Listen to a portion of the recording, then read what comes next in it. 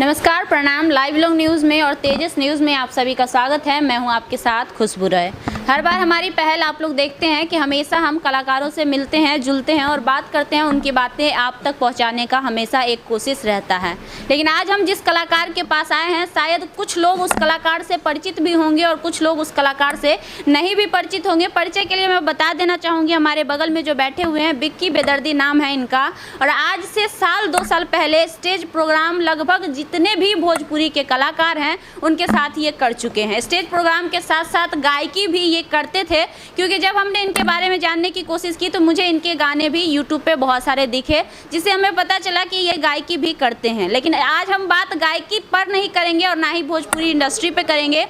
आज हम बातचीत करेंगे इनको लेकर, क्योंकि जो व्यक्ति हमारे बगल में बैठे हुए हैं वो बहुत ही बड़े दुखों का पहाड़ उनके ऊपर टूट पड़ा है। अब आप सोच रहे होंगे हमने ऐसा क्यों कहा। हमने ऐसा इसीलिए कहा कि बिक्की बेदर्दी जो है बहुत बड़े बीमारी से ग्रसित हैं। इनकी हार्ट में ब्लॉकेज है, जिस वजह से इन्हें हार्ट किडनी जिसे कहते हैं किडनी ट्रांसप्लांट की ज़रूरत है। लेकिन इनके पास उतनी क्षमता नहीं है, ये सक्षम नहीं है कि ये अपना ट्रांसप्लांट करवा सके, जिस वजह से आज यह मोहताज हैं अपने ज़िंदगी और मौत से।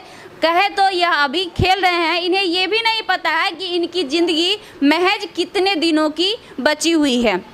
आइए पहले जानेंगे कि कब से इनके साथ ऐसा हो रहा है और क्या कुछ इनको हुआ है। एक बार इनसे जानेंगे, फिर आगे की बात करते हैं। बिक्की बेदर्दी, पहले तो आपका स्वागत है।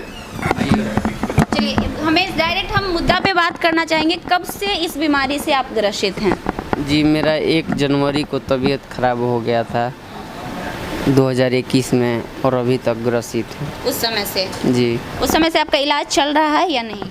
इलाज तो चल ही रहा है, तभी तो जिंदा है, डायलिसिस पे जिंदा है, दवाई चला। इनके हाथ में ये रिपोर्ट है, जिसको हम अपने कैमरे पे भी आपको परत दर परत दिखाएंगे और बताएंगे कि इस रिपोर्ट में किस चीज़ की रिपोर्ट है। कैमरे पे ये सारी फुटेज हम आपको दिखाएंगे और आप उस फुटेज को देखकर समझ सकते हैं कि इनकी क्या बीमारी है। और मेडिवर्सल से इनका इलाज अभी वर्तमान में चल रहा है और पहले 9 महीने का भी सारा रिपोर्ट इनके पास है, जिसमें IGMS, एम्स जितने भी बड़े बड़े अस्पताल हैं वहाँ पे इन्होंने ट्रीटमेंट करवाया। लेकिन अभी जो है इनकी स्थिति बहुत ही ज़्यादा क्रिटिकल है। अब सवाल उठता है कि जब भी किसी को कुछ होता है तो वहाँ पे मदद की बात आती है। जब हमने इनसे पूछा कि आपके साथ इस प्रकार की घटनाएं जब हो रही है तो आपने लोगों से मदद क्यों नहीं मांगा, तो इन्होंने कहा नहीं, मुझे मदद नहीं चाहिए। लेकिन ऐसा करते करते 9 महीने बीत गए, लेकिन इनकी हालत में सुधार नहीं आई। इनफैक्ट इनकी हालत दिन प्रतिदिन बिगड़ती ही चली गई और आज इनकी हालत काफ़ी नाजुक है। सवाल ये नहीं है कि इनकी हालत नाजुक है, सवाल ये है कि अगर इनकी हालत नाजुक है तो जिस इंडस्ट्री से ये बिलोंग करते हैं उस इंडस्ट्री के लोग कहाँ गायब हैं? उस इंडस्ट्री के लोग यहाँ पे क्यों नहीं दिखाई दे रहे हैं? और उस इंडस्ट्री के लोग आज बिक्की बेदर्दी के लिए आवाज़ क्यों नहीं उठा रहे हैं? जब छोटी सी चीज़ें होती हैं तो बड़े बड़े स्टार लाइव आकर कहते हैं कि हमने ये किया, हमने वो किया, फलाना के लिए हमदर्दी दिखाते हैं। तो आज उन स्टारों की हमदर्दी इस बिक्की बेदर्दी के लिए क्यों नहीं है? क्यों आज एक बिक्की बेदर्दी अपने ज़िंदगी और मौत से जूझ रहा है और सारे कलाकार मौन बैठे हैं? हालांकि जानकारी के लिए मैं बताना चाहूँगी, अभी थोड़ी देर पहले हमें यहाँ पे शिवेश मिश्रा जी दिखे थे, जो कि मदद करने इनको आए थे। क्या मदद किए वो आपस की बातें हैं, मदद करके वो अभी यहाँ से गए हैं। उसके बाद अभी ये मौजूद हैं और बातें जानना चाहेंगे कि आपके इलाज अभी कौन करवा रहा है? आपका इलाज अभी फ़िलहाल एक दिन सोनू सूद सर भर्ती करवाए थे वहाँ पे, और जो मेरा घर द्वार था, मतलब जो बिक गया है, उसमें से कुछ पैसा बचा हुआ है, तो उससे हम अपना डायलिसिस अभी करा लेते हैं। मम्मी पापा आपके? मम्मी पापा नहीं है, कोई नहीं, कोई नहीं है। आपके घर में कोई फैमिली मेंबर में है, लेकिन कोई मतलब नहीं रखता है, उतना कोई मतलब नहीं रखता।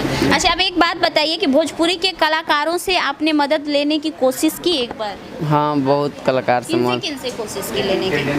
सारे कलाकारों के पास लगभग फ़ोन किए, राकेश मिश्रा को भी बहुत सारा फ़ोन किए। खेसारी लाल का नंबर नहीं था तो मैनेजर को फ़ोन किए तो ब्लॉक कर दिया। उनका राइटर को फ़ोन किए तो वो इग्नोर करके वो भी ब्लॉक कर दिए। पवन सिंह के बड़े भाई को फ़ोन किए तो उन तक बात पहुंचने नहीं दिया गया, वो भी हमको मतलब इग्नोर कर दिए। कल परसों फ़ोन किए थे कि भैया कुछ उपाय लगाएं। अच्छा ठीक बा देखा था नहीं। उसके बाद मेरा फ़ोन नहीं उठाएं। मदद हल्का फुल्का किए छोटू छलिया जी।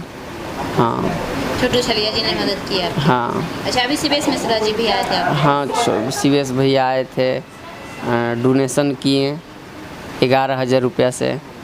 हाँ, जिससे मेरा डायलिसिस खर्चा निकल जाए, खान पान। अभी आप किसके पास रह रहे हैं? कौन आपकी मदद कर रहे हैं? अभी तो फ़िलहाल सूरज मिश्रा के पास रहते हैं, उन्हीं के रूम पे रहते हैं। डायलिसिस कराने जाना होता है तो यहीं से जाते हैं। अच्छा, सूरज मिश्रा जी भोजपुरी इंडस्ट्री से जुड़े हुए हैं या भोजपुरी इंडस्ट्री से नहीं जुड़े हुए हैं? नहीं, वो भोजपुरी इंडस्ट्री से नहीं जुड़े हुए। अब एक सवाल देखिए हम यहाँ पे करना चाहेंगे कि सूरज मिश्रा जो कि भोजपुरी इंडस्ट्री से जुड़े हुए भी नहीं हैं, लेकिन इंसानियत के नाते इतनी बड़ी पहल कर रहे हैं कि आज उन्होंने इनको अपने घर पे भी रखा है और साथ में उनकी इलाज भी वही करवा रहे हैं।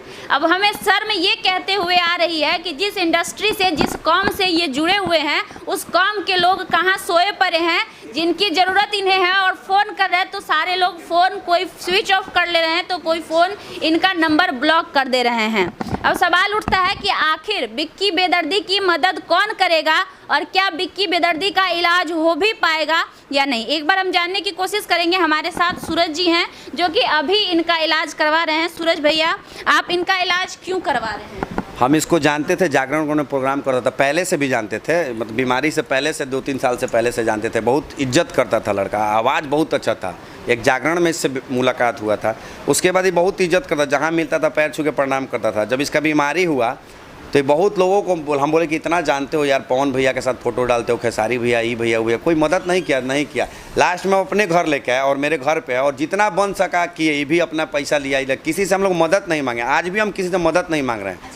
कैसे इसका इलाज आगे हो पाएगा और इसके लिए आगे क्या? हम सोच रहे हैं कि कोई सरकारी संस्था भी इसको अपने एंगल में ले ले और अपने जैसे एम्स में इलाज करा दे, IGMS में इलाज करा दे, PMCH में इलाज करा दे, तो कहीं भी इसका इलाज करा दे। पटना से बाहर ले जाकर सरकार ही करा सकता है। देखिए, डोनेशन करने के बाद बदनामी भी होती है कि उगाही कर रहे हो, ये कर रहे हो, वो कर रहे हो। इसका जान सिर्फ किडनी बचा सकता है। डॉक्टर 10 दिन का ही दिया। सोनू सूद सर इसको मेडिवर्सल में दिखाए थे, सब हुआ। सोनू सूद सर बोले कि किडनी उनके पास भी नहीं, उनके पास 16 आदमी वेटिंग में किडनी देने के लिए, तो 17 नंबर पे है। जब तक किडनी नहीं दे रहा तब तक हम देख रहे हैं, किडनी जैसे ही मिलेगा वो इलाज करा देंगे। अगर किडनी नहीं मिलता, अभी तो डिलाइसिस से जिंदा है। 14 दिन पर डिलाइसिस होता था, सिर्फ 8 दिन पे, 10 दिन पर, अब 1 दिन पे होता है। आज डिलाइसिस हुआ, फिर कल हुआ।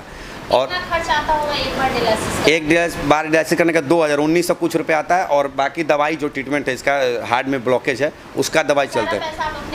ये अपने के पास भरा है, मेरा भी जो भी था, हम दोनों मिल के, मतलब ये भी किया, जो भी इसके पास था, मतलब जो गाज की में रखा था बचा के, वो भी लगाया, हम भी लगाए। बस यही इलाज चल रहा। अब ना इसके पास पैसा है ना मेरे पास पैसा है। तब उसके बाद हम लोग सोच रहे हैं कि कोई भी संस्था, डोनेशन नहीं चाहिए, सब अपने पोस्ट करके किसी संस्था को दे दे, और इतना लोग सामाजिक कार्य करते हैं ताकि इसका जान बच जाए। सबसे पहले तो बहुत मतलब खुशी हुआ भैया जान कर कि आज भी हमारे समाज में इंसानियत का लेवल इतना ऊपर है कि एक इंसानियत के नाते आप इनकी मदद कर रहे हैं। लेकिन ये कहते हुए साथ साथ बहुत शर्म आ रहा है कि जिस भोजपुरी इंडस्ट्री से ये जुड़े हुए थे और जिन लोगों के साथ इनका उठना बैठना था, जिन लोगों की ये मदद करते थे, प्रोग्राम हो चाहे किसी भी प्रकार की भोजपुरी से जुड़ी हुई चीज़ें हो जिसमें ये लग कर काम कर रहे थे, आज वही लोग सामने नहीं आ रहे हैं इनकी मदद करने के लिए। अब दूसरी बात, एक और सवाल, जब भी मैं देखती हूँ किसी को बिहार में कुछ होता है तो एक नाम सामने आता है, एक चेहरा सामने आता है, सोनू सूद। क्यों सोनू सूद ही क्यों सारे लोगों की मदद करेंगे? क्या बिहार के सारे लोग मर गए हैं? क्या बिहार में सोनू सूद कोई पैदा नहीं ले सकता है? क्या बिहार के लोग सारे भिखारी हैं जो कटोरा लेके रोड पे बैठे हुए हैं? उनकी औकात नहीं है अपने राज्य की, अपने समाज की, अपने घर के बच्चे को बचाने की? हर बार में सोनू सूद जी ही क्यों मदद करेंगे? हालांकि ये उनकी बहुत बड़ी महानता है कि वो हर लोगों की मदद करते हैं, पूरा इंडिया के लोगों को जब वो अपना परिवार समझते हैं। तो क्या बिहार के लोगों की इतनी भी हैसियत नहीं है कि सिर्फ बिहार के लिए ही सोनू सूद बने और बिहार में जिस लोगों के साथ ऐसा हो रहा है उनकी मदद करे। क्या भोजपुरी इंडस्ट्री का कोई भी व्यक्ति सोनू सूद नहीं बन सकता है? करोड़ों की प्रॉपर्टी खरीदने और करोड़ों की ज़मीन खरीदने के लिए आपके पास पैसे होते हैं और एक मदद के लिए आपके घर में पैसे नहीं है। अगर नहीं है तो शर्म करिए। लानत है आप जैसे लोगों पर जिनके पास महज एक लोगों की मदद के लिए पैसा नहीं है।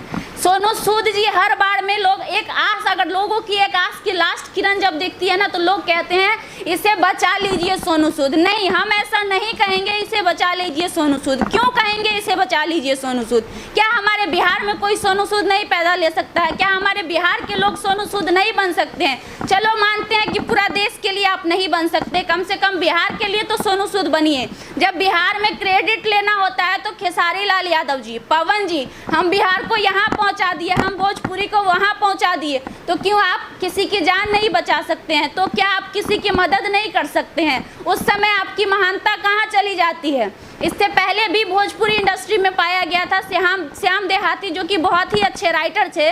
जब उनकी मौत हो गई थी तो उसके बाद उनके घर वालों को पूछने के लिए कोई तैयार नहीं था। न्यूज़ में ये बातें आप देखे भी होंगे। कुछ दिन तक हालांकि खेसारी लाल ने मदद की थी, लेकिन उसके बाद वो भी मदद करना बंद कर दिए थे। और जब वो लोग फिर से दोबारा मीडिया में आने लगे और सच्चाई को सामने रखने लगे तो फिर से वो लोग उसके घर पे पहुंच गए और मदद का ढोंग करने लगे। तो ढोंग करना बंद करिए और पब्लिक को बेवकूफ़ बनाना बंद करिए, क्योंकि आप लोगों का सबसे बड़ा जरिया है ना कि 2 मिनट के लिए लाइव आओ और आंसू टपका के पब्लिक को बेवकूफ़ बना दो। अगर दिखावा ही करना, अगर सच में करना चाहते हैं तो एक इंसान जो आपकी आस देख रहा है कि शायद कोई भोजपुरी इंडस्ट्री जिसके साथ हमने काम किया था, एक कोई आए और हमारी मदद करे तो हमारी जान बच जाए। मैं सिर्फ उन्हीं से नहीं, इसके साथ साथ मैं पूरे बिहार वासियों से कहूँगी, साथ ही हमारी बिहार सरकार से बहुत बड़ी अपील होगी, क्योंकि ऐसा हमारे संविधान में लिखा है कि कोई भी व्यक्ति इलाज के अभाव में उनकी मृत्यु नहीं होनी चाहिए।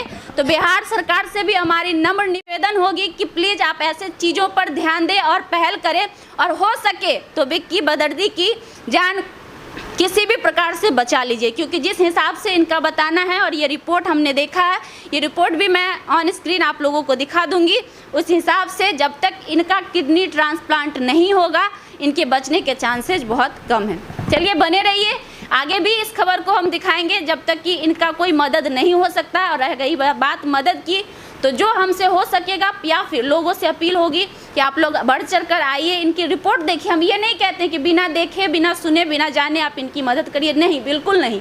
आप आइए, पटना में ये मौजूद हैं। हाँ, पटना में ये मौजूद हैं और हमारे डिस्क्रिप्शन में हमारा नंबर मौजूद है, आप वहाँ से हमें संपर्क करिए, हम इनका नंबर आपको दे देंगे। आप आइए, इनसे मिलिए, और हाँ, सेटिस्फाइड होने के बाद अगर आपकी इच्छा हो तो प्लीज़ आगे आइए और इनकी मदद करिए। इससे ज़्यादा कुछ नहीं कहना चाहेंगे, क्योंकि कहने के लिए अब हमारे पास कुछ बचा नहीं है। हाथ जोड़ के रिक्वेस्ट है, आप लोग आगे आइए और बिहार के सोनू सूद बनिए और विक्की बदर्दी के साथ न्याय करिए, ताकि ये इंसान जो ज़िंदगी और मौत से लड़ रहा है आगे अपनी ज़िंदगी जी सके।